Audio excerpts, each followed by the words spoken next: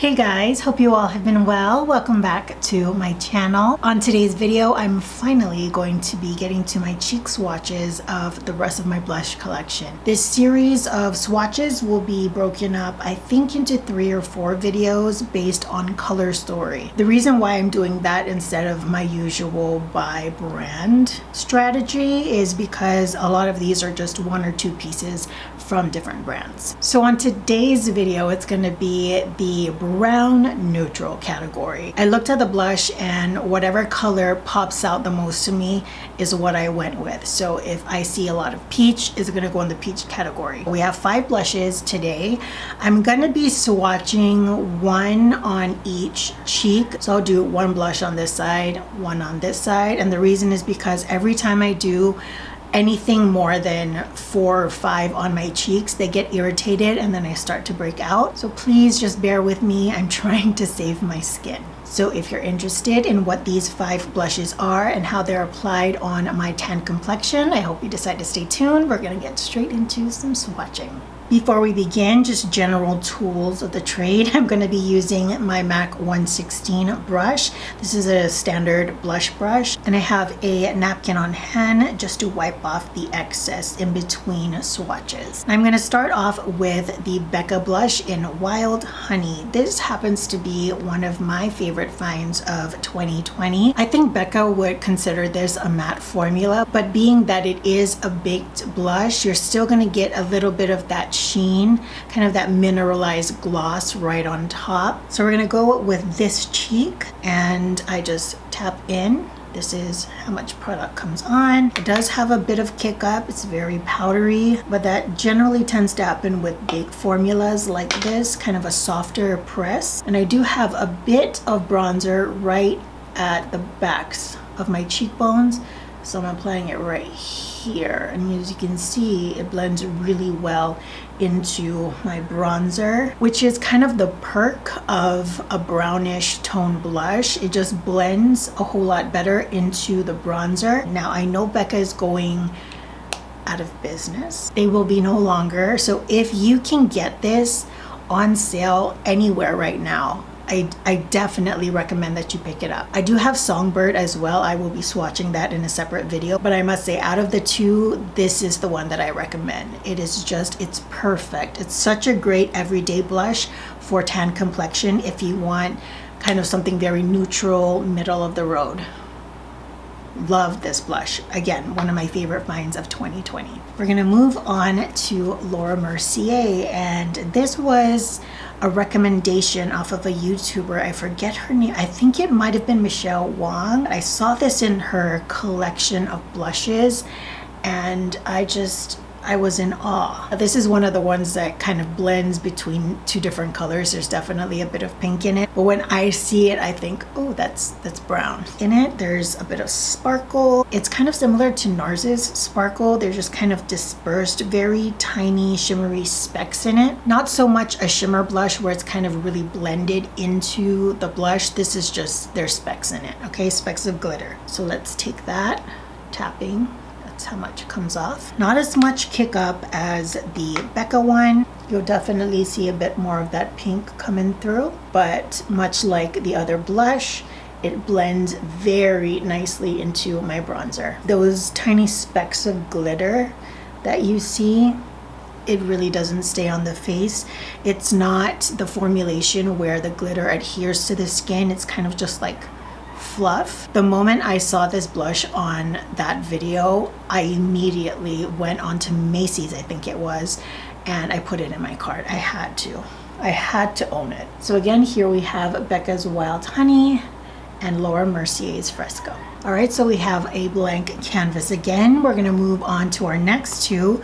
The first one is gonna be a NARS blush. I didn't swatch this with my NARS collection because I forgot. My bad, I'm sorry. So it's gonna go in this video. This is the shade Illicit. Now I did buy this on a whim. I was kind of skimming the new NARS blushes and oh my goodness, is this beautiful. If memory serves me right, I think I got this off of Nordstrom's. There is a little bit of sheen to it, but it's not kind of like that shimmer formula, that highlighted look. That's not it at all. Kind of mimics a bit of a baked formula. So tapping it in, that's what it looks like on my brush. Now here's the thing with this blush.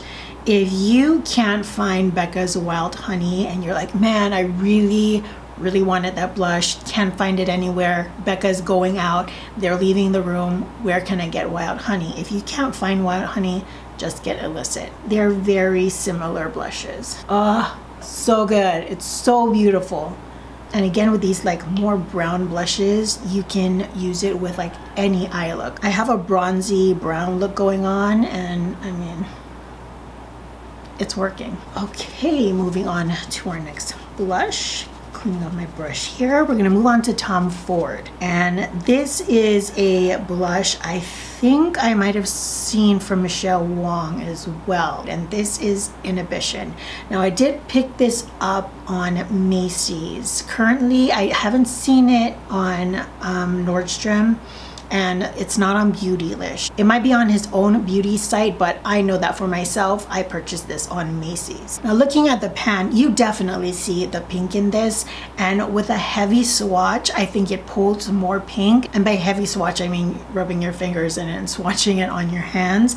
But when you blend it out, I see a lot of that brown peeking through, so that's why I wanted to put it in this category. I would say this is a matte formula because it's very different to his other blushes that have a lot of shimmer running through it. It's gonna give you like that glow bam in your face, whereas this is a little bit softer. It's not entirely matte though. There are some fun little sparkles in there. They're practically non-existent. They're probably just for show, to be honest. So tapping in, this is a soft formula, so there is some kick up to it. Now if your complexion is similar to mine, all of these blushes should show up on your complexion. It may not be the most pigmented. They're all very nicely buildable, but manageable as well for the complexion. And if you want my reference for my foundation, I am an NC35, NC37 in matte. In Fenty's Soft Matte Pro Filter Foundation, I'm the number 240. And for the ColourPop Pretty Fresh Foundation, I am in the shade 80W. Let me try and cover up this lighting a little bit.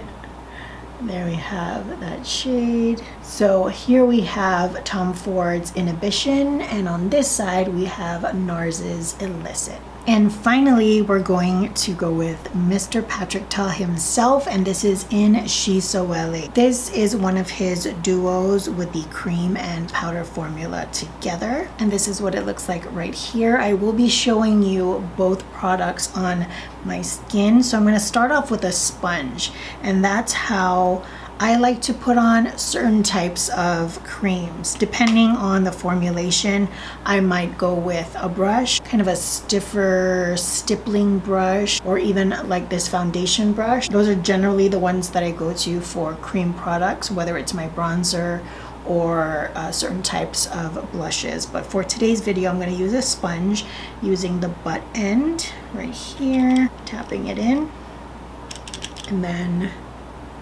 pouncing that on my face. You could use a wet sponge, but I already have powder on top. I don't know if I'm just watching a string of people that enjoy doing powder and then cream blush on top, but I've noticed quite a few people doing it this way. I would generally put it underneath the powder. So that's just me and my oily skin. Wiping the excess off, patting into my blush here. A bit of kick up again, not too much, but definitely there. And then applying that right on top. Look at that. This is definitely more of like a glam blush. Now for this side, we're gonna do the Patrick Ta method, which is powder first, then cream. So taking the powder first this time on my brush, same amount, and applying it, so a nice generous amount here. And then I'm gonna take the sponge, dab it into the cream. And there we have our blush. So this is the powder, then cream on top. Here we have cream, then powder on top. Is there a difference?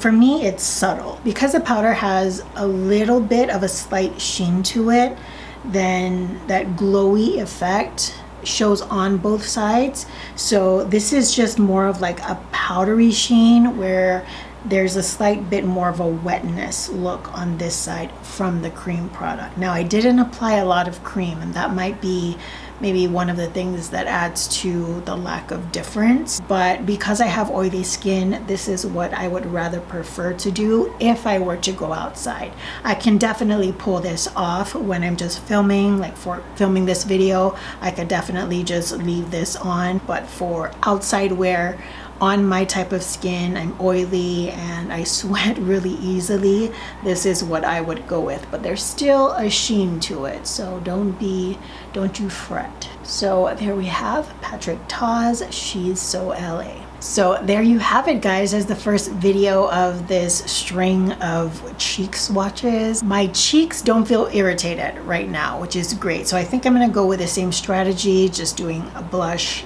each cheek and kind of talking about it as I apply the product on. But I'm excited to do this. I love blush. I love that I can just keep applying it on my skin and talking about it as I'm applying it, because I love blush. So I'm gonna give my cheeks maybe a day or two of rest and get to swatching the rest of those blushes. If you guys like this makeup look, be sure to check me out on Instagram. First link in the description box down below, where I post a photo of all my makeup looks along with all the products in the caption. Till the next video, I hope you all are doing well, taking great care of yourselves. I will see you all next time.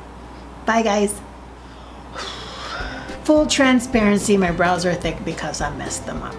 Look, I gave you a new background. You're welcome. I felt like I had to. We all can't travel, so I'm just gonna let you travel to the other side of my room. Ingenious.